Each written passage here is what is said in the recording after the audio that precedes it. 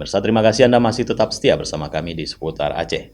Saudara, pemerintah Kabupaten Aceh Besar terus berupaya meningkatkan dan mengoptimalkan pendapatan asli daerah, di antaranya dengan menggali sumber-sumber baru yang berpotensi untuk menambah PAD. Pemerintah Kabupaten Aceh Besar melalui Badan Perencanaan Pembangunan Daerah Bapeda Kabupaten Aceh Besar terus berupaya menyusun strategi dan kebijakan dalam menggali sumber-sumber baru yang berpotensi meningkatkan dan mengoptimalkan pendapatan asli daerah (PAD). Kepala Bapeda Aceh Besar Rahmawati mengatakan dalam 10 tahun terakhir, PAD Aceh Besar selalu berada di bawah target, meskipun target PAD tidak terlalu tinggi dan sudah diturunkan, namun juga belum bisa dicapai secara maksimal.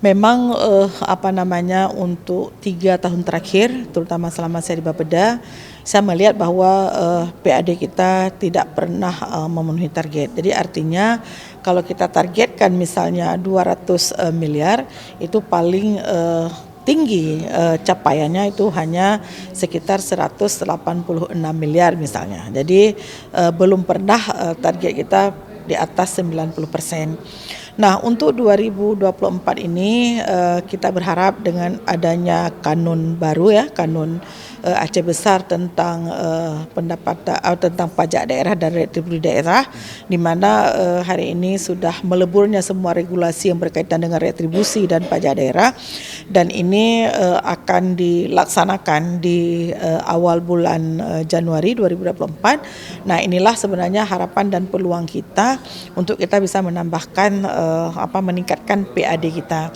Dan kita juga kemarin sudah, terutama di Bapeda, sudah kami melakukan kajian tentang bagaimana kita mengoptimalkan PAD.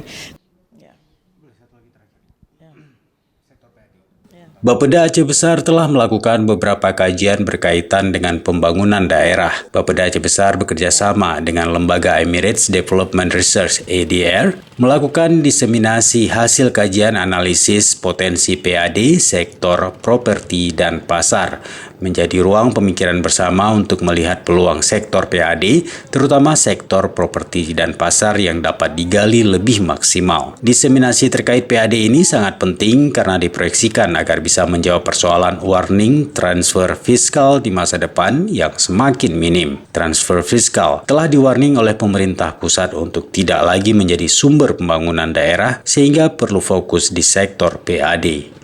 Jadi kalau selama ini sebenarnya potensi-potensi PAD di Aceh Besar itu luar biasa. Hanya saja kita belum maksimal di dalam pengelolaannya.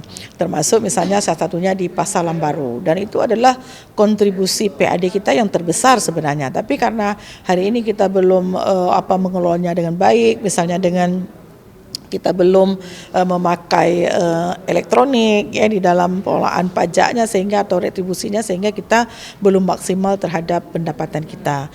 Dan inilah harapan kita berharap karena di kanun nomor 1 Aceh Besar tentang PDRB ini atau tentang pajak daerah dan retribusi daerah ini sudah mengakomodir dari semua potensi retribusi ataupun pajak yang ada di Kabupaten Aceh Besar.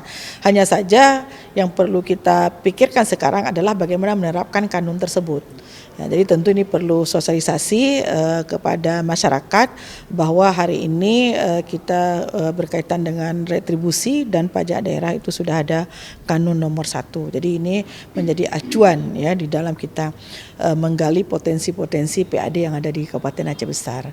Nah, kita berharap dengan adanya kanun ini, lahirnya kanun ini, capaian terhadap PAD Aceh Besar itu akan maksimal. Jadi artinya kalaupun kita tidak bisa melampaui target, tetapi paling kurang kita bisa memenuhi target yang sudah kita proyeksikan, seperti itu.